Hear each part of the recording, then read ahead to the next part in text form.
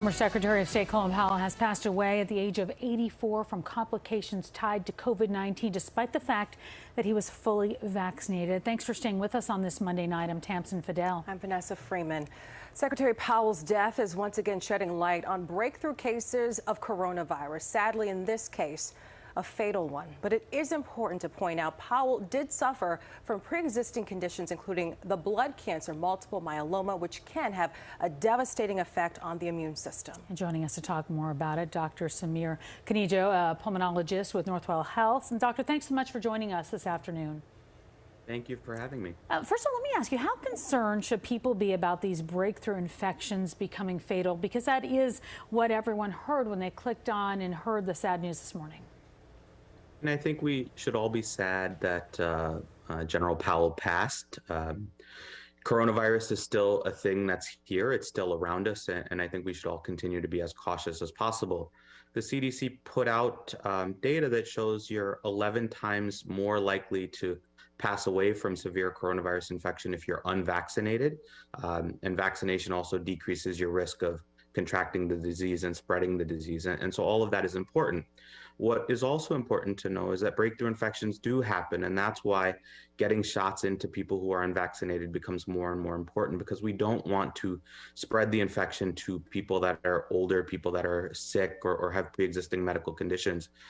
Because even as Colin Powell was fully vaccinated, he had multiple myeloma, from what I read, which is a blood cancer, and likely left him in an immunosuppressed state and more prone to the disease.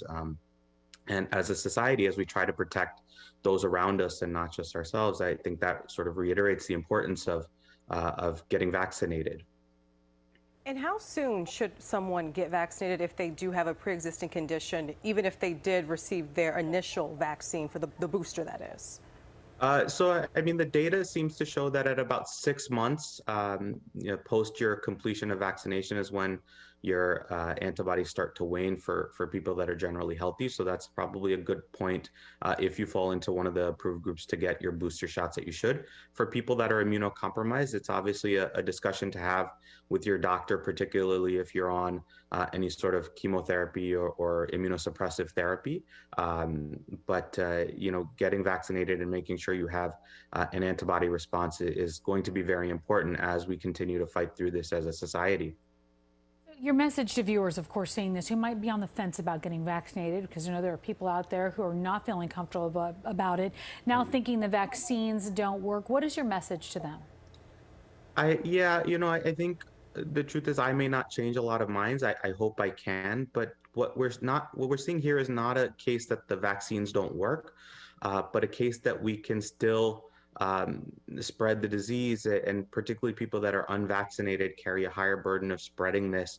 And they also bear a higher burden of mortality with this disease. And so that while people are still unvaccinated, while people still have the disease, they can still spread it to their loved ones, to people that are older or sicker, who may be immunocompromised, and that we have to all work together as a community, as a society, so that eventually we can get through this to the other side and go back to life as we all like to remember it in 2019.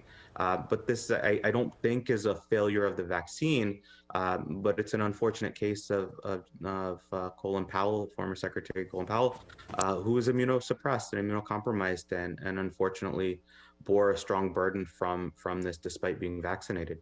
And those numbers you shared, Doctor, were very, very telling. Dr. Khanijo from Northwell Health, thank you so much for your insights and your time. We appreciate it.